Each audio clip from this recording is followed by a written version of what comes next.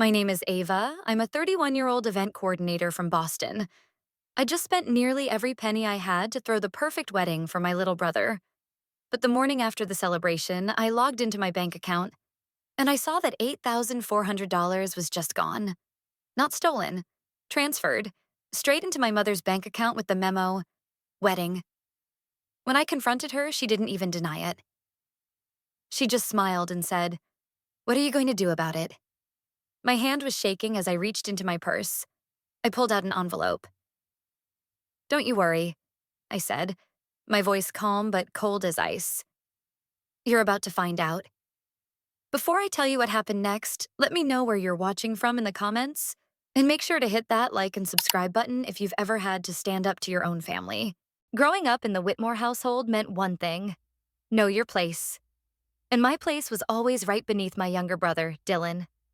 My parents, Charles and Lorraine Whitmore, ran a prestigious real estate firm in Boston, and from the moment Dylan was born, he was the chosen one, the future heir, the golden boy. My job was to smile, be graceful, marry well, and most importantly, stay out of the way. We lived in a picture-perfect colonial house in Brookline, but behind the white pillars and manicured hedges, our home was full of unspoken tension. My father's office door was always closed, and my mother's expectations were sky-high and constantly shifting. Nothing I ever did was good enough. Even my own bedroom growing up felt more like a model suite than a kid's room, designed to impress visitors, not to make me feel like I belonged. I figured if I just worked hard enough, I could earn their respect. So I did. I got straight A's, went to Northeastern, and majored in business, just like they wanted. After I graduated, I joined the marketing department at Whitmore and Company, but it didn't take long to realize I was never really welcome. In meetings, my father would dismiss my ideas without even looking up from his notes. My suggestions were either too soft or not aligned with the family brand. After 3 years, I'd had enough. "I'm leaving to start my own event planning company," I told them one evening over dinner. My mother took a slow sip of her wine and replied, "That's not a career, Ava. It's a hobby." My father didn't even try to hide his disgust. "You're walking away from everything we built for you," he said. "You'll regret this." But I left anyway. I moved into a tiny apartment in Cambridge and started my business from scratch. The first year was brutal. I lived on instant noodles and cheap coffee, worked 16-hour days, and begged for any small client I could find. But I kept at it. Eventually, word started to spread.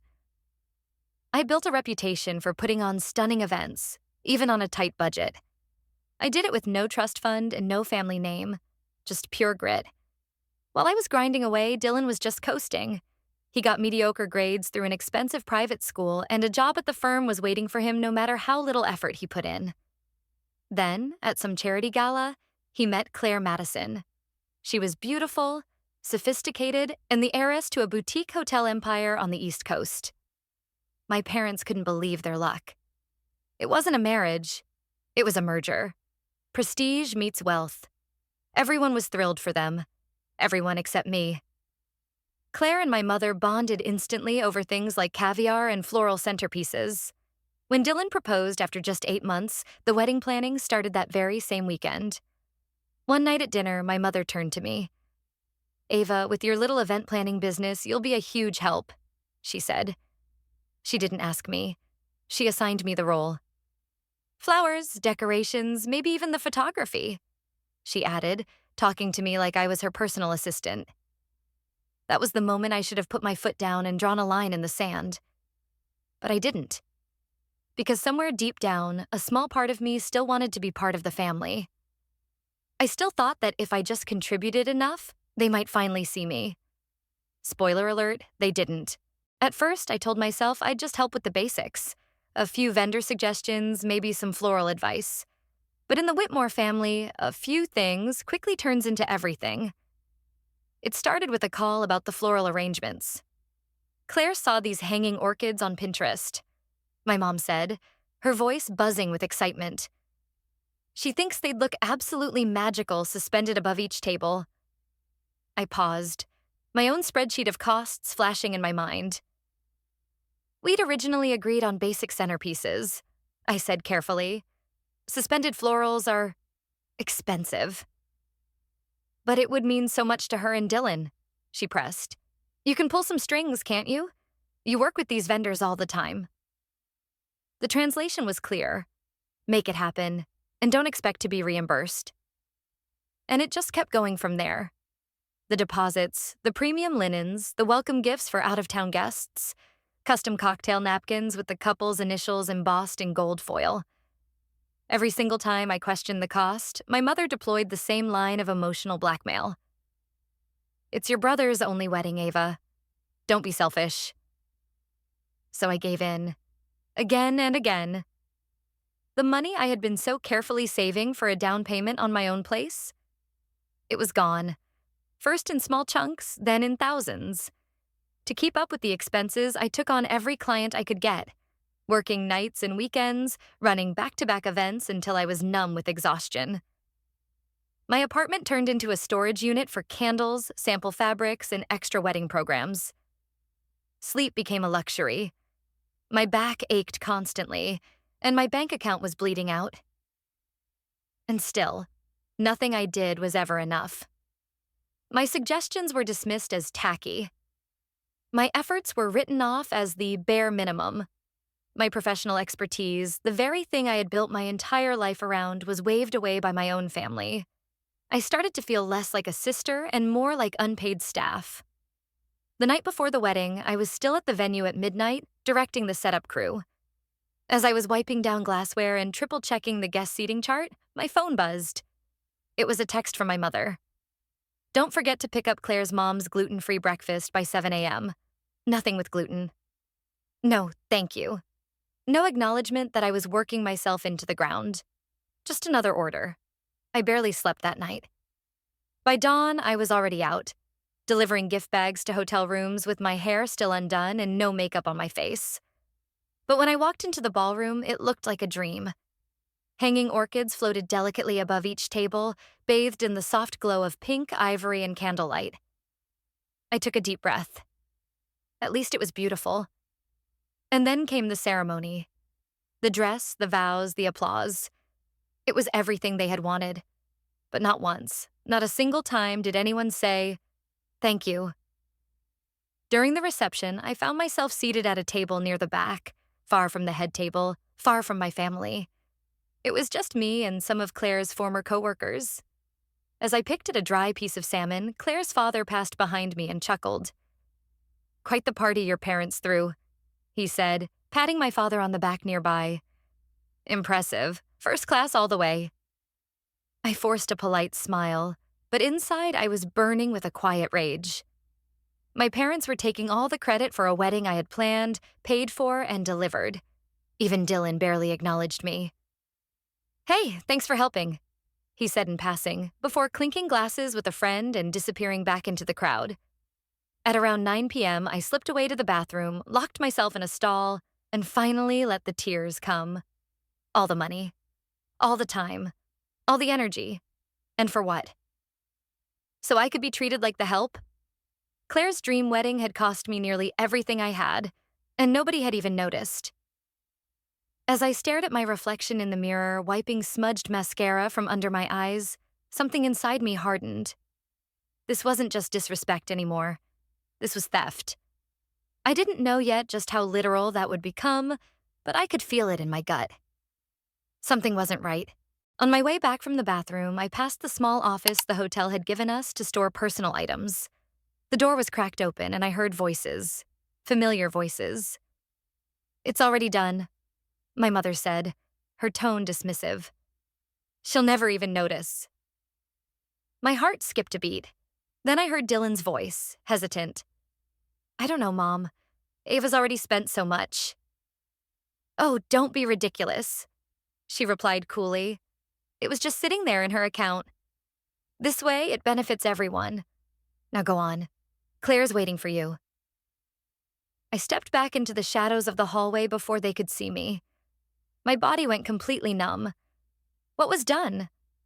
What did she mean by that? And what the hell had they touched in my account?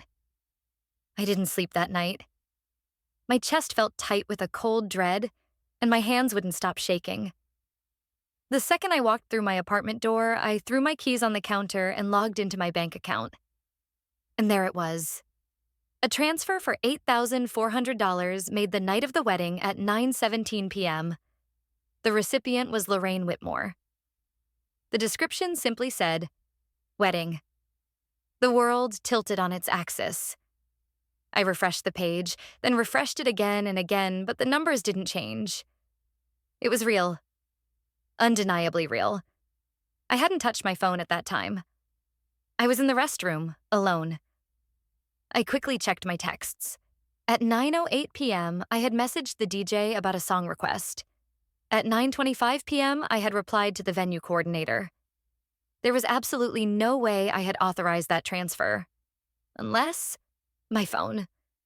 My clutch had been left at the head table during dinner, and someone had moved it to that office without telling me.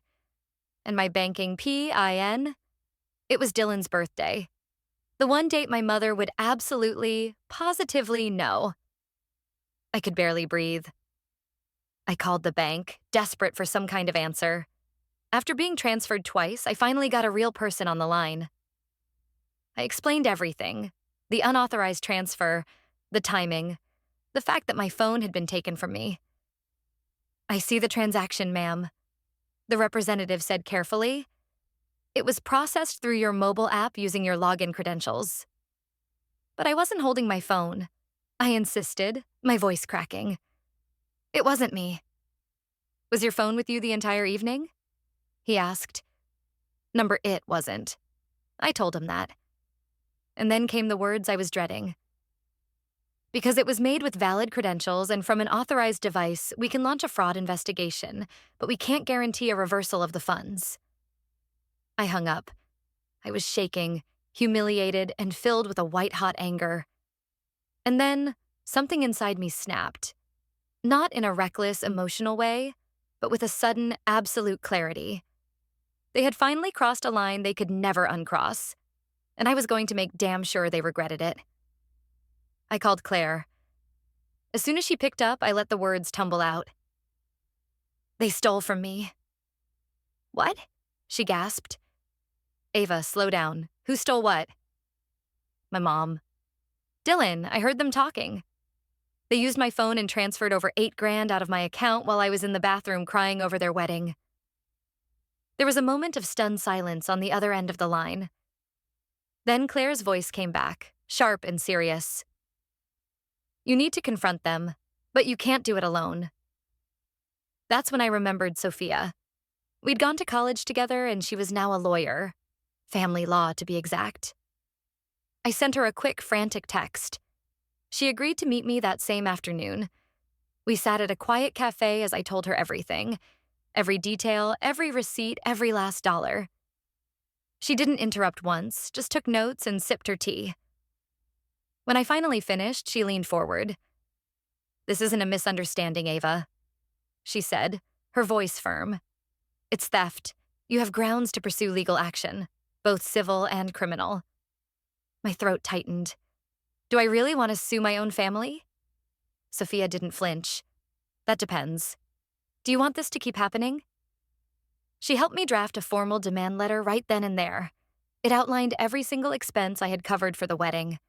It included a copy of the unauthorized bank transfer. It demanded full repayment within 48 hours and stated clearly that failure to comply would result in police involvement. We printed it, clipped it to my bank statement, and added screenshots of every relevant text and email. Then we drafted a separate police report, just in case. That night, I sat at my kitchen table staring at the crisp white envelope. I wasn't nervous. I wasn't scared. I was ready. Because the next morning, my entire family would be gathered in one place. For brunch. Smiling, laughing, and pretending everything was perfect. But not this time. This time, I was coming prepared. The next morning, I arrived at my parents' house for brunch. Their grand colonial home looked exactly as it always had. Perfect on the outside and absolutely rotten underneath. I parked across the street and sat in my car for a few minutes with the envelope resting in my lap. I took one deep, steadying breath, straightened the blazer I had chosen for this very moment, and whispered to myself, "You're not their doormat anymore." The housekeeper opened the door and smiled politely. "Miss Ava, they're all in the sunroom." I walked into the familiar sound of light laughter and the clinking of mimosa glasses. My mother was in her element, holding court and hosting Claire's parents like visiting royalty. Dylan looked freshly tanned and relaxed, and Claire practically glowed beside him. "Ava," my mother said, barely glancing up at me. "We were about to start without you. Brunch is getting cold." "Sorry I'm late," I said, my voice perfectly even. "I had some banking issues to sort out this morning." Something flickered across her face, a brief, almost imperceptible tightening around her eyes. She recovered quickly, but I saw it. "Well," she said with a tight smile, "you're here now. Make yourself a plate." I picked up a plate, but I didn't eat.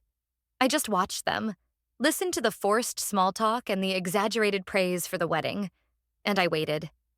After about 20 minutes, I set my fork down with a soft click. "Speaking of the wedding," I said, my voice calm but loud enough to cut cleanly through the conversation, "I noticed a transfer from my bank account this morning. $8,400. Everyone went still. My mother froze, her champagne flute held midair. My father looked up from his plate. Dylan blinked, confused. Claire's parents exchanged an awkward, silent glance. "It was sent to your account, Mom," I continued, looking directly at her. "During the reception." My mother managed a thin, brittle smile. "I have no idea what you're talking about." "I think you do," I said. "Someone used my phone, without my permission, while I was busy working your event. And they transferred money directly from my savings." My father cleared his throat. "Ava, perhaps this isn't the time." "No, this is exactly the time," I said firmly, my gaze unwavering. "I think everyone here deserves to hear what really happened." My mother set her glass down with a sharp clink. "You're being dramatic. I'm sure it was just a misunderstanding." "Oh, I don't think so. I heard you and Dylan talking in the office that night. You said, and I quote, 'She'll never even notice.'" My brother looked like he wanted the floor to swallow him whole. Claire looked horrified. "Dylan?" she asked, her voice shaking slightly. "What is she talking about?" I. He glanced desperately at our mother. "She said it was for the honeymoon. She said Ava wouldn't mind." "I already spent over $20,000 of my own money on your wedding," I said, standing up now. "I certainly didn't agree to also pay for your private island excursion." "Don't exaggerate," my mother snapped, her composure cracking. "You helped with some things. That's all it was." I pulled the envelope from my bag and dropped it onto the center of the table. In that folder are the receipts for every single charge. Florals, decor, linens, entertainment, hotel gift bags, bar upgrades. Everything. Plus, screenshots of the bank transfer and the timestamps proving I was nowhere near my phone when it happened. My father picked up the folder and began flipping through the pages silently, his expression growing darker with each one. "I didn't agree to any of this," I said, looking my mother dead in the eye. "And stealing from me? That's criminal." She let out a bitter, disbelieving laugh. "You're going to call the police? On your own family?" "If that's what it takes," I said quietly. "Then yes." "You're bluffing." I reached back into my bag and pulled out a second envelope. "This is a formal demand letter from my attorney. It includes a complete list of all funds owed, including the stolen $8,400. If the full amount is not returned to my account within 48 hours, I will be filing this police report." The room was dead silent. My mother's face was pale now, all traces of her earlier confidence gone. My father's face had gone grim. "Ava," Dylan said, finally finding his voice. "I didn't know you'd spent that much. I thought Mom and Dad were covering everything." "Well, they didn't. I did. And then they took more without asking." Claire stood up slowly, her eyes wide. You told me her company was sponsoring parts of the wedding, she said, turning to my mother, that she wanted to use it for her portfolio. That's what she said, my mom muttered, refusing to meet anyone's gaze. I never said that, I snapped. And you know it. Claire looked stunned. She turned to Dylan. We'll talk later. My father placed the thick folder back on the table and turned to my mother. Lorraine, tell me you didn't take her phone and make that transfer. She said nothing, just stared at the glass in front of her. That was all the confirmation he needed. He let out a deep, weary sigh. We'll pay her back, every cent, with interest. I want a formal apology, too, I added, my voice cold. Not just the money. This doesn't get brushed under the rug. My mother clenched her jaw. Then, through gritted teeth, she muttered, I took money without permission. It was wrong. It wasn't heartfelt. It wasn't remorseful. But it was the closest I was ever going to get to an admission of guilt from her. And we both knew it. I looked around the room, at the shattered illusion of the perfect family brunch. I saw the people who had smiled through my exhaustion, the family who had used me without a second thought. Then I picked up my bag. You have 48 hours, I said, turning for the door. After that, I pressed charges. As I walked out, no one followed me. No one tried to stop me. And for the first time in years, I felt powerful. That evening, the money appeared in my account. Not just the stolen $8,400, but the entire amount I had spent on the wedding. Every last dollar. I stared at the transfer notification in disbelief. It felt surreal, like I was finally being seen, finally being paid back for what was taken from me. And not just financially, but emotionally. But the truth is, the money wasn't the real victory.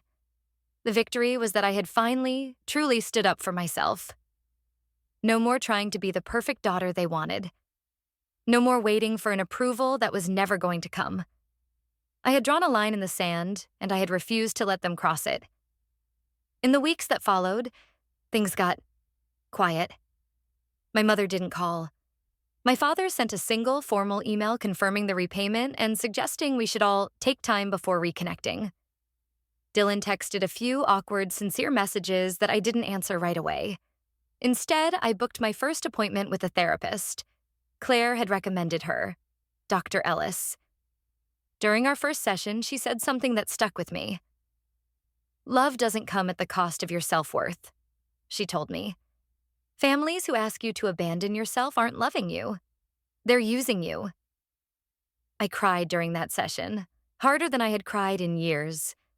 And slowly I began to heal. I restructured my business, no longer chasing high-end clients just to impress people who would never care.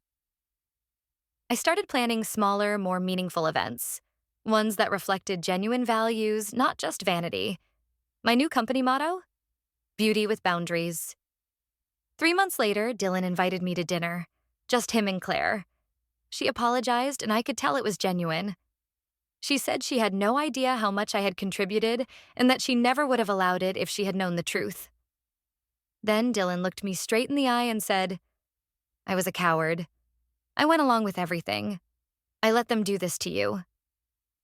For the first time, I actually believed he meant it. I didn't forgive everything overnight, but it was a start.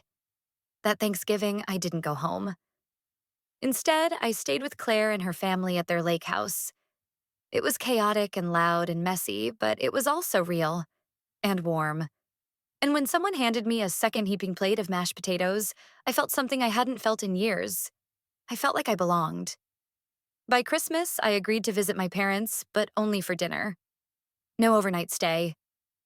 And this time, I set the boundaries before I even walked in the door. I made it clear. If there were any passive-aggressive comments or dismissive jabs, I would leave. To my surprise, they listened. Mostly. When my mom criticized my homemade pie as being a little too simple, I just looked her in the eye and said, I like simple. It doesn't need to impress anyone to be good. She blinked and then she nodded. I took that as a win. A few months after that, I bought my first condo. It was small, quiet, and all mine. I signed the papers, held the keys in my hand, and smiled. Because I wasn't just buying property, I was claiming my freedom. Not just from a toxic family dynamic, but from the version of myself who thought she had to suffer to be loved. Now, I know better. If you made it to the end of this story, thank you for listening. And if any part of this felt familiar to you, if you've ever been used, dismissed, or made to feel small by the very people who should have loved you the most, just know this. It's never too late to stand up for yourself. It's never too late to say no. And it's never too late to become the version of yourself who sets boundaries and keeps them. This has been another story from Hidden Family Revenge Stories. If you found it powerful, please give it a like, hit that subscribe button, and turn on the notification bell so you don't miss the next one. Because in every family, there's a story, and sometimes the best revenge is finally being free.